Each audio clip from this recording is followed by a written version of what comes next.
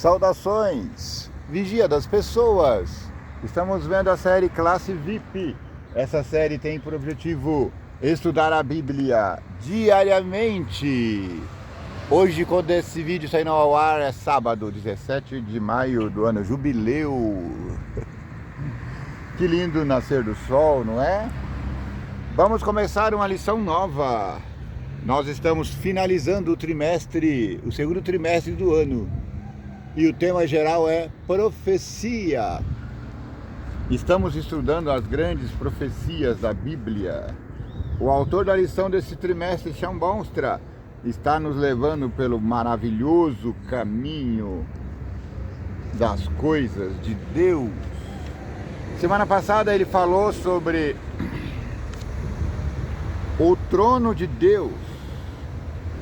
Essa semana e a semana que vem, na lição 8 e 9, nós vamos falar sobre as profecias nos Salmos. Será que os Salmos têm falado das profecias de Jesus? Será que o Salmo fala da volta de Jesus? Eu encerrei o vídeo de ontem falando sobre o capítulo 14 de Apocalipse. Por coincidência, o verso para inculcar essa semana é Apocalipse 14:1. Meu irmãozinho, meu amado, leia com muita oração, fervor, esse capítulo 14 de Apocalipse. Porque esse capítulo 14 de Apocalipse mostra o dia de julgamento. Sim, veja aí. Capítulo 14, verso 1. Olhei e eis que o Cordeiro estava em pé sobre o monte Sião. Com ele estavam 144.000, que tinham escrito na testa o nome do Cordeiro e o nome do seu pai. Essa lição dessa semana e da próxima vai ser maglinda, magnífica e linda. O verso 14 fala, ele começa falando dos 144.000. Mas esse tema, ele é abordado também no capítulo 7 de Apocalipse. São 144.000 homens que não se contaminaram com mulheres. Será que são... a Bíblia explica, explicitamente diz, porque são virgens. Porém, no entanto, como o Apocalipse está nos mostrando símbolos, então, será que esses homens são homens que não se macularam com mulheres?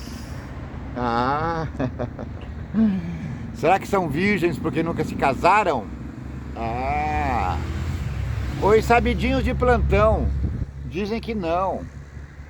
Essa é uma alegoria para dizer que os 144.000 são homens limpos que não se envolveram com igrejas, não se contaminaram com igrejas, porque mulher na profecia quer dizer igreja. Então, se os homens não se contaminaram com igreja, quer dizer que eles, com mulheres, quer dizer que eles não se contaminaram com falsas doutrinas. Tem o número simbólico, 144.000. Aí a pergunta é simbólico ou é literal? Eu sou como um pêndulo. Às vezes eu olho e falo, é simbólico. Às vezes eu olho e falo, não, é literal. Se Deus diz 144.000, é 144.000. Mas isso não importa. O importante é que capítulo 14 de Apocalipse abre falando que ele vê os 144.000 salvos. Ele vê a cena do Apocalipse 4. E ali está falando assim: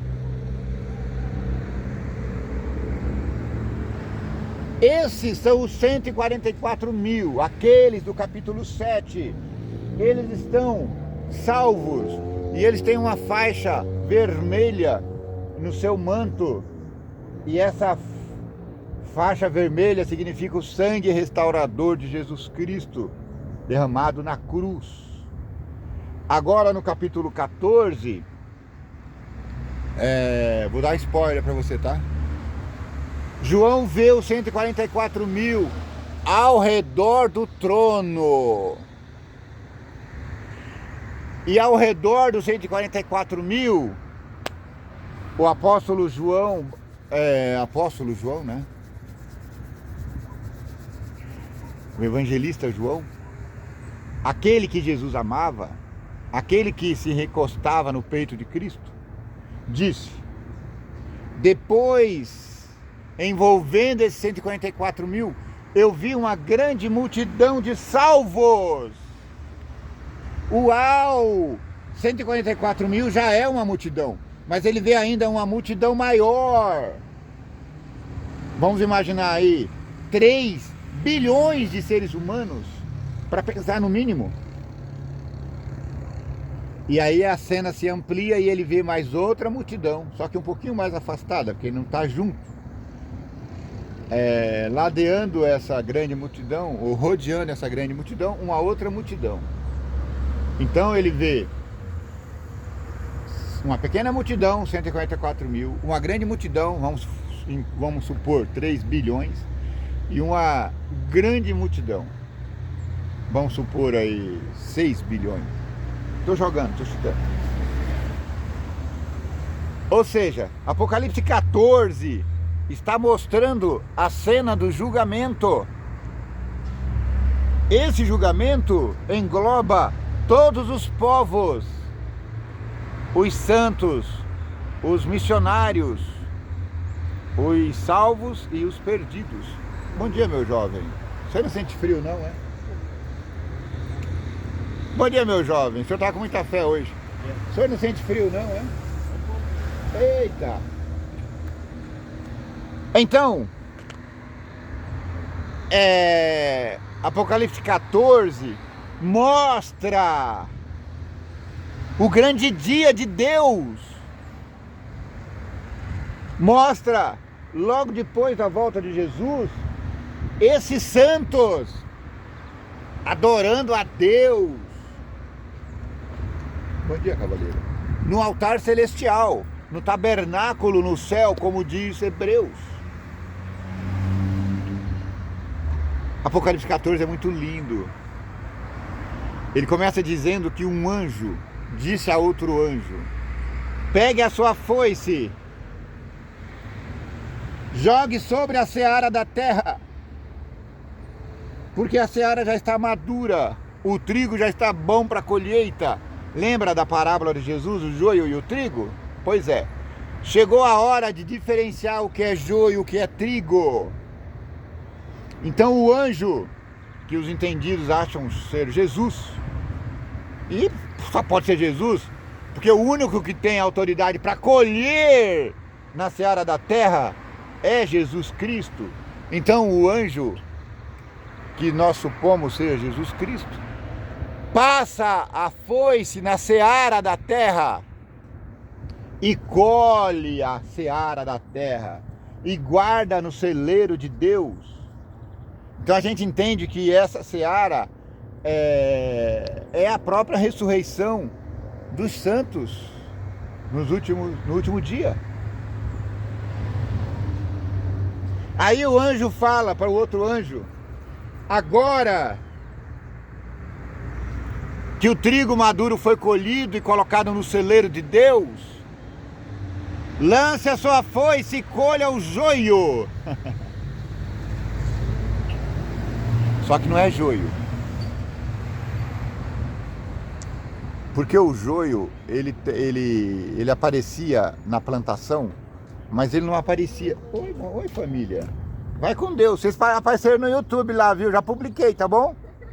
Assista, dá o like e se inscreva. Vigia das Pessoas é o nome do canal. Vão com Deus.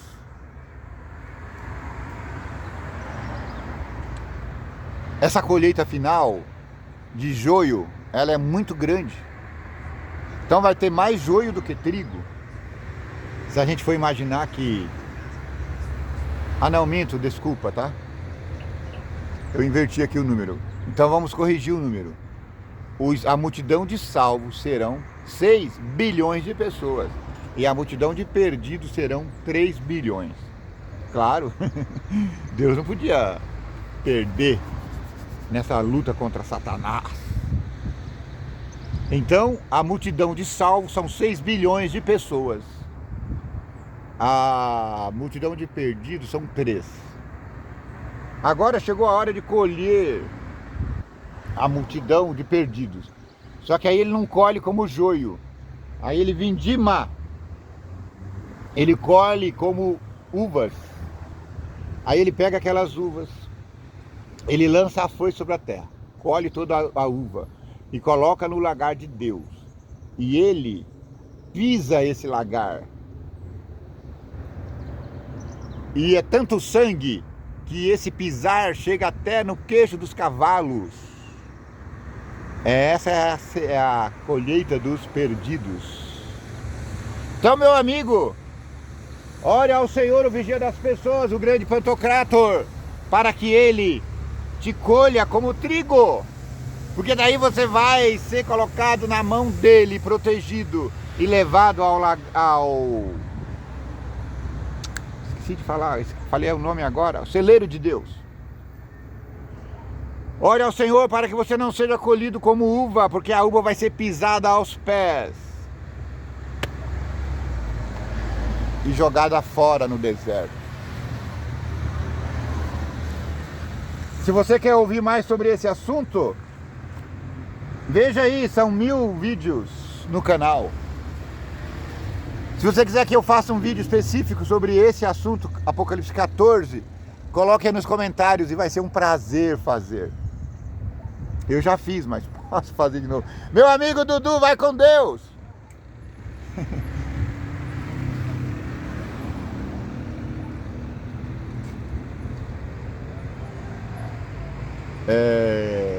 Eu estava vindo no caminho e pensando, meu Deus, as instituições, elas são falhas por natureza. Veja, Israel falhou como nação. A Igreja Católica Romana falhou como igreja. A Igreja Adventista do Sétimo Dia falhou como igreja. Está falhando. Por que eu estou falando isso? Estou falando mal? Não. Porque existe um ingrediente chamado corrupção, que ele está intrinsecado em todas as instituições. Quanto mais velha for a instituição, mais corrupta ela é.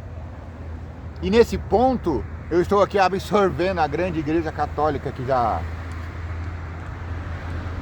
soma aí 2000 anos. Imagina 2000 anos de corrupção. Pelo menos a igreja adventista tem só 200 anos de corrupção. Quando a igreja adventista foi formada, a intenção dos pioneiros não era organizar uma igreja. Quando a reforma foi formada, não era a intenção de Lutero criar uma nova igreja. Ele queria reformar a velha e boa igreja católica. Mas o resultado, o Papa, não sei qual foi o Papa que excomunhou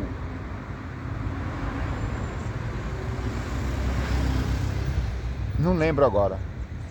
Será que foi o Leão XIII? Que excomungou? Coloca aí, você católico tem essa informação? Quem foi o Papa que excomungou Lutero? Foi o Leão XIII? Não sei, não lembro agora. Até perdi a linha de raciocinação. Tá, lembrei agora. Quando a igreja adventista foi formada, assim como os arautos da reforma, não era intenção dos reformadores adventistas criar uma nova igreja. A intenção era ajuntar todos os crentes de todas as denominações para que pudessem juntos esperar, amar e apressar a volta de Jesus.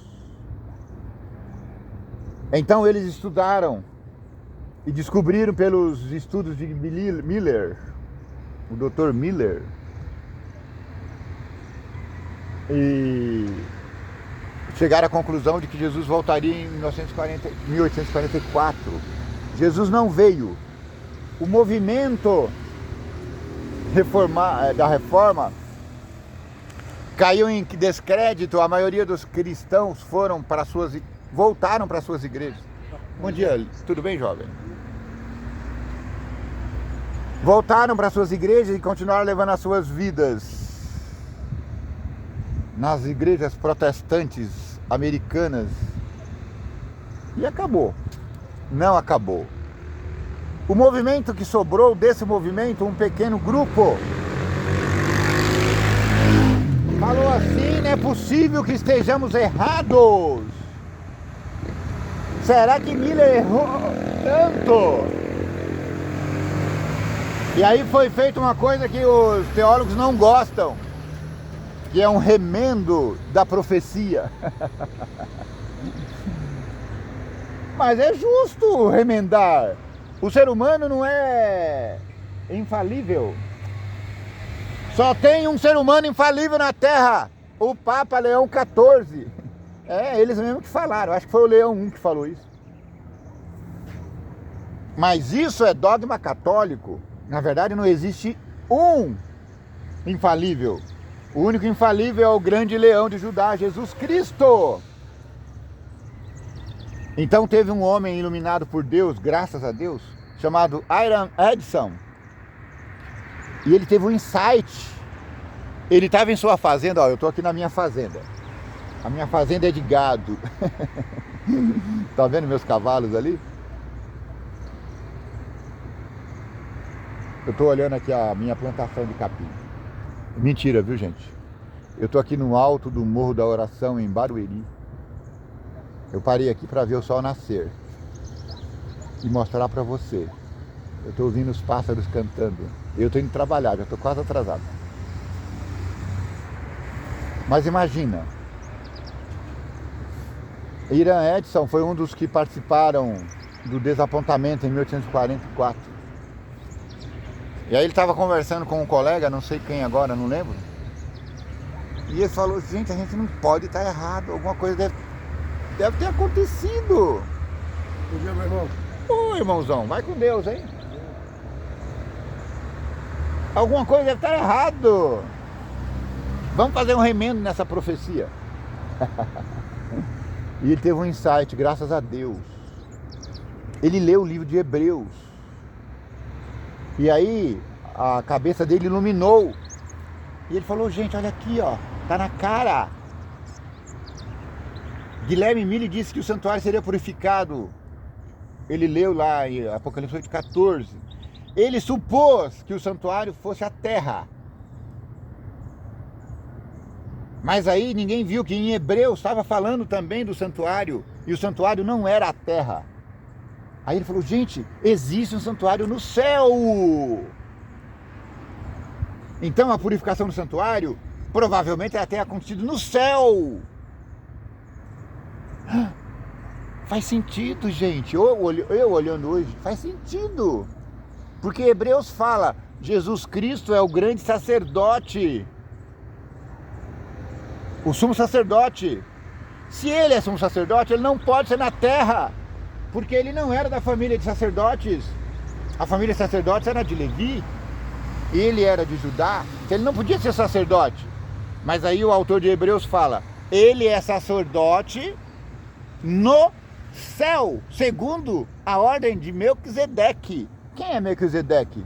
Melquisedeque era o rei de Salém, que não tinha origem, nem começo nem fim. Ninguém sabia desse homem, mas era um homem de Deus, sacerdote do Deus Altíssimo, a quem Abraão pagou o dízimo. E graças a Deus, a esse insight, 20 anos depois, em 1863, foi fundada a Igreja Adventista do Sétimo Dia. Ou seja, o movimento que era para ser um movimento mundial, agora se organizou como uma igreja. Tá bom? Mas hoje a Igreja Adventista do Sétimo Dia, apesar de ser uma instituição que está aí com o CNPJ e trabalhando já há 200 anos, apesar de ser uma igreja, ela não é uma igreja, não deveria ser. Ela não deveria ter todas as corrupções que acontecem nas instituições, mas tem, infelizmente.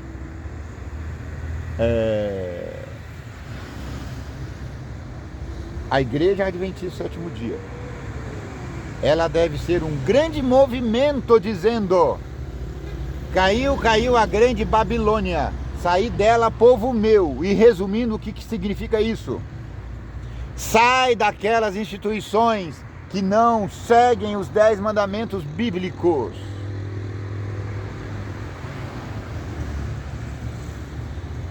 Agora vamos começar, ó, depois de 21 minutos. Como é que eu quero bombar no YouTube fazendo introdução de 20 minutos?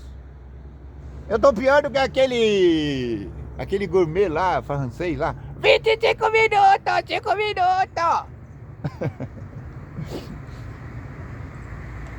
Mas você tem que entender, meu irmão, minha irmã, você que caiu aqui e continua me vendo, você é insistente, obrigado. Se inscreva no canal, compartilha aí no canal de crentes, porque eu não sei, se não for os crentes, como é que nós vamos bombar esse canal? Ó, poderoso Pantocrator, Deus, vigia das pessoas. Deixa as pessoas que precisam ver esse vídeo, que eles possam ver, que esse vídeo possa fazer sentido para eles. Pai do céu, grande Deus poderoso, dá-nos entendimento ao abrir a santa palavra tua. Ó, estamos abrindo aqui Apocalipse 14, verso 1. Para que possamos entender a verdade de Apocalipse 14. Olhei e eis que o Cordeiro estava em pé sobre o monte Sião. O Cordeiro é Jesus. Com ele estavam os 144.000 que tinham escrito na testa o nome do Cordeiro e o nome de seu pai. Apocalipse 14, 1.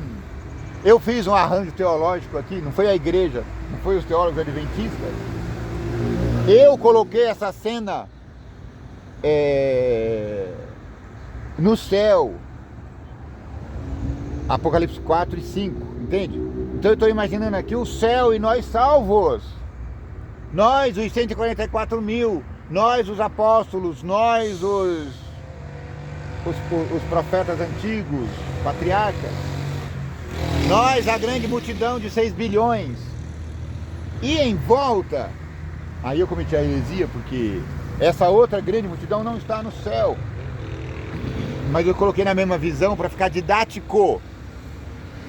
Mas João vê essa grande multidão de 3 bilhões de pessoas perdidas.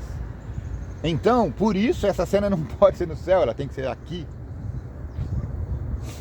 Porque os perdidos não vão para o céu. Tá tudo bem, mas eu estou sendo didático. Eu estou tentando, meu irmãozinho, meu querido, ser didático para você. Porque aqui nessa cena a gente consegue ver todos salvos e perdidos em uma só tomada. Se isso aqui fosse um filme, seria uma só tomada. Então, esse arranjo foi feito para que você pudesse ver todos salvos e perdidos. Agora começa a lição, tá bom? Olha o que o autor Shawn Bomstra fala. Antes disso, vamos ler a leitura da semana. Eu já citei Hebreus, e ó, tá aqui Hebreus. Hebreus 9, 11 a 15. Salmo 122, 15.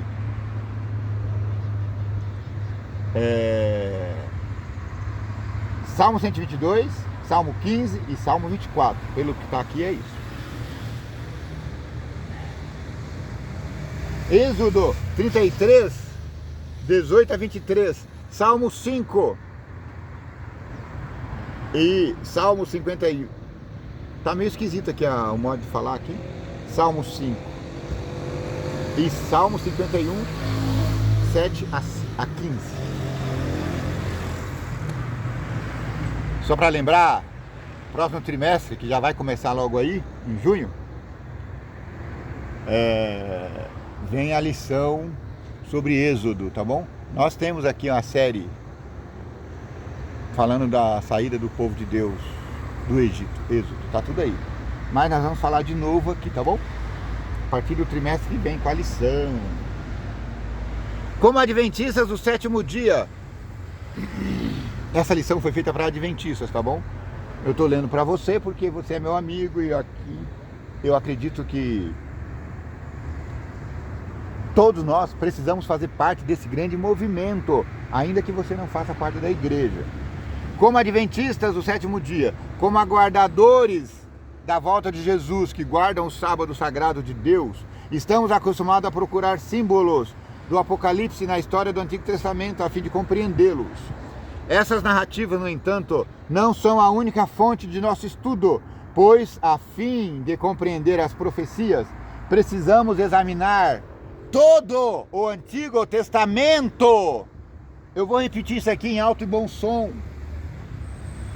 Se você quer compreender as profecias, meu amado,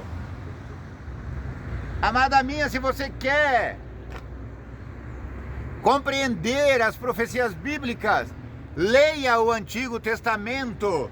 O Antigo Testamento não está proscrito. O Antigo Testamento não é obsoleto. Uma fonte especialmente rica é o livro de Salmos. Esse que vamos ver essa manhã. Uma coleção de poesia sagrada que apresenta inúmeras experiências humanas e interações com Deus, que variam desde o desânimo e o sofrimento pelo pecado, até a alegria quase desenfreada na presença do Senhor, em suas repetidas promessas de perdão e salvação. Uma leitura atenta dos Salmos, meu irmãozinho, e temos aí os Salmos comentados, Salmos inteirinhos comentados, leva muitas partes do Apocalipse a ganhar vida, especialmente o capítulo 14, que descreve a obra final da igreja remanescente de Deus. O povo de Deus nos últimos dias recebeu a mesma tarefa que o povo do antigo Israel recebeu. Bom dia, meu irmãozinho. Deixa eu esquentar minha mão, que eu tô com a mão fria. Como é que tá o senhor? Tudo bem, senhor? Tá tudo bem, obrigado. Faz. Você viu o vídeo de ontem? Eu não conseguia ver, porque eu cheguei em casa e tive que ir pra pista, fui servir. Você é casado, você é solteiro? Eu sou solteiro ainda, por enquanto. Desculpa, eu tô falando aqui com o meu amigo William, tá? Já volto com você. Você é solteiro por enquanto? Tá noivando, tá namorando? Não, por enquanto Deus tá preparando. Ó, Deus tá preparando uma noiva pra ele, tá? Que Deus dê a melhor noiva, porque ele é um menino de ouro. A gente vê só, conheço ele faz o quê? Um mês no máximo. E já vi que ele é um menino de Deus. Tire um tempo para ver os vídeos. É que ontem eu fui servir na casa de Deus, eu tive que chegar, me trocar e já... Ah, que legal, você é diácono na casa de Deus. Diácono. Ele é diácono. Foi o meu primeiro cargo na igreja, sabia? É isso aí. Eu entrei na igreja como diácono e me aposentei como diácono. Você acredita? Eu fui diácono na igreja há 30 anos. Assim. Esse diácono É maravilhoso. Maravilhoso. Você quer crescer na igreja espiritualmente? Seja diácono. Porque o diácono, ele aprende a servir. isso. Não é? Servir as pessoas. Aprende a servir as pessoas. O que eu ia falar ainda? Arrume uma noiva legal. Para poder assistir o vídeo também. Isso. Leia o vídeo, estude a Bíblia. Ah, lembrei agora. Nós estamos falando essa semana que começa sábado. Bom dia, meus irmãos. Vocês estão indo para a escola. Estude bastante, hein? Aquele mais ali parece que tá difícil. Você não ouviu não, né? Aí os caras vão ver o vídeo, vai. Apocalipse 14. Ah, Apocalipse 14. Hoje você carrega a Bíblia na sua bolsa? Eu tenho aqui no meu celular. Então, também. ó, vou dar a missão pra você. Você tem uma hora de almoço? Tem. Hoje o meu amigo William vai ler o capítulo 14 de Apocalipse. Eu vou deixar até aberto. Tá bom? Vai ser 14, tema? verso 1 em diante. Não, aqui tá só uma, você vai ler todo. Só, Tá? Mas se você ler um, você já vai entrar no clima da lição aqui. Mas, meu amiguinho... Ah, eu conheço daqui, é do Cordeiro e o 140. Sim, você sabe? O cara sabe tudo. Não, ainda não. Eu tô falando aqui, ó, nessa lição, nesse capítulo, João, ele mostra o grande julgamento. Eu, como eu sou teólogo também, eu tomei a liberdade de colocar essa cena no céu. Então eu coloquei essa cena ali no trono do Cordeiro em volta, sabe? Os patriarcas adorando a Deus. Mas aqui fala que tá no Monte Sião. Provavelmente essa cena é na terra. Mas... ele descendo, né? Então, agora você imagina toda essa multidão de salvos, essa multidão de perdidos, uns adorando, outros lamentando. Leia lá e a gente continua depois. Deus abençoe. Eu ganhei o dia. Vai com Deus. Que Deus prepare uma bela noiva para você. Você merece. Desculpa, tá? É que o meu amigo passou aqui, eu fui conversar com ele. Mas você estava em boa companhia, ó. O sol tá nascendo ali, ó. Sol, lindo sol, sol, lindo sol. Eu vou pro sol. Sol não, eu vou pro céu. Lindo céu com Cristo, vou morar no lindo céu. Uma leitura atenta dos Salmos leva a muitas partes do Apocalipse a ganhar vida, especialmente o capítulo 14, que vamos estudar essa semana. Porque o capítulo 14 descreve a obra final da igreja remanescente de Deus. Quem é a igreja remanescente de Deus? É você que aceitou Jesus Cristo como seu Salvador e está seguindo os seus mandamentos como estão ali em Êxodo capítulo 20. E você está desejoso da volta de Jesus e você vai para o céu com Ele. Este é o último chamado de misericórdia para todos os povos. Eu estou gritando aqui na internet, no monte da internet, feito um doido. Porque, irmãozinho, eu amo você. Eu quero que você esteja entre esses salvos. 144 mil, ou grande multidão. Há salvação para todos. Bom dia, meu irmãozinho. Vai com Deus. Há salvação para todos, todos quantos querem adorar e a obedecer o Criador. Detalhes providos nos Salmos nos proporcionam novas maneiras de compreender e avaliar nosso papel nos momentos finais da história desta terra. Ai, que belo sábado! Hoje não é sábado, tá bom? Só que essa lição vai ser publicada no sábado. Eu não queria falar isso, mas eu estou fazendo uns vídeos com antecedência, porque aconteceu um dia que choveu e eu não pude fazer vídeo e eu me atrasei na publicação. E meu propósito com Deus é publicar todo dia a lição. Então por isso eu estou gravando um vídeo uns dias antes. E hoje, na verdade, vou falar, porque se você chegou até aqui, né? Esse belo pôr do sol, esse belo nascer do sol que você está vendo aí é o nascer do sol da quarta-feira, dia 14. Esse vídeo vai ao ar dia 17. Ou seja, eu estou com 3, 4 dias de antecedência. Eu estou com um burro na sombra. Tá vendo meus burros aqui na sombra? Estão pastando aqui, ó.